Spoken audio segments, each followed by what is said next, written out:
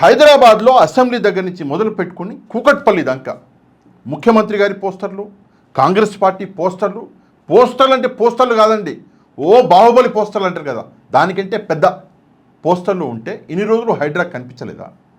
ఇక్కడ మనం చూసుకుంటే గాంధీ భవన్ ఉంది. గాంధీ భవన్ దగ్గరికి మీరు వెళ్తే సిగ్గుతోటి తల దించుకోవాలి, అన్ని పోస్టర్లు ఉంటాయి కాంగ్రెస్ పార్టీకి సంబంధించింది. మరి ఇన్ని రోజులు హైడ్రాకి ఈ పోస్టర్లు కనిపించలేదా? ఎందుకని చెప్పేసి తొలగించలేదు అంటే సెలెక్టివ్గా ఎందుకు జస్టిస్ చేస్తున్నారు మీరు?